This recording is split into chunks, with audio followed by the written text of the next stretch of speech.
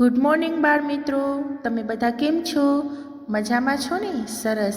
વાલા બાળકો, અત્યાર સુધી આપણે બીજા સત્રમાં બરાબર capital M, capital N, capital O સાથે તેના small M, small N, small O શીખ્યા બરાબર. 20થી કરી 2020થી કરી અને 5050 સુધીના નંબર પણ આપણે શીખ્યા બરાબર ને. ગયા વિડીયોમાં આપણે 10-10ના બંચવાળા આપણે શીખી ગયા બરાબર. 10-10ના બંચ બનાવી અને 10 પછી કેવી રીતે 10 એડ કરીને બોલવું શીખ્યા બરાબર. ચાલો હવે આજે આપણે એને લગતી કેટલીક પ્રવૃત્તિ કરીશું.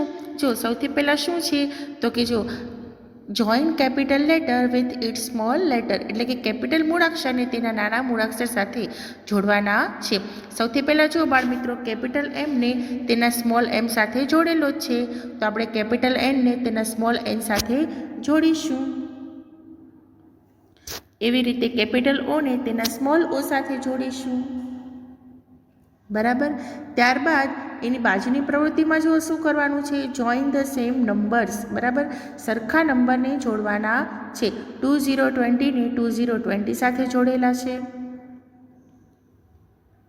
તો આપણે 2121 ને 2121 સાથે જોડીશું. એવી રીતે 2222 ને પણ આપણે 2222 સાથે જોડીશું બરાબર.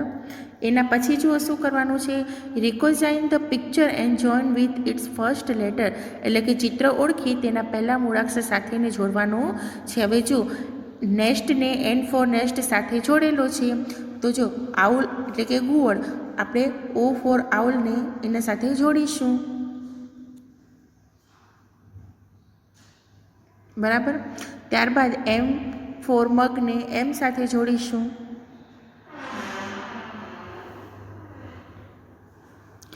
ત્યારબાદ જુઓ શું કરવાનું છે, match each set with the correct numbers, એટલે કે દરેક સેટને સાચા નંબર સાથે જોડવાના છે. હવે જો સૌથી પહેલાં શું કરેલું છે તો કે જો 2121 ને એના 2121 સાથે જોડેલો છે, એટલા મણકા જે પરોવેલા છે જે લાઈનમાં એને એના સાથે જોડેલો છે. આપણે 2222 ને એવી રીતે જોડવાના છે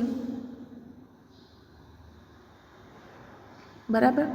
એના પછી જુઓ શું કરવાનું છે, find out the letters given in the box and circle around them બરાબર. બોક્સમાં આપેલા મૂળાક્ષર શોધો અને તેના ફરતે વર્તુળ કરવાનું છે.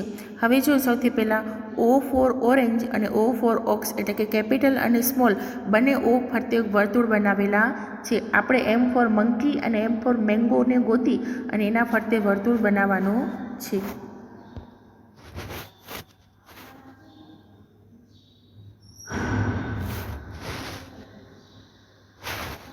બરાબર. આવી રીતે આપણે બનાવ્યો.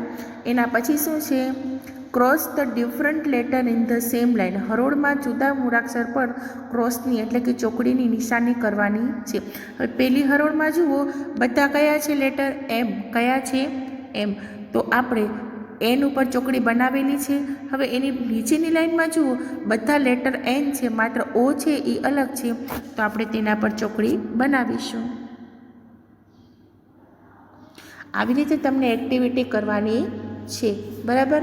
બસ આટલું કરી ફોટા પાડી અને અમને ગ્રુપમાં મોકલી દેજો. ધન્યવાદ બાળ મિત્રો.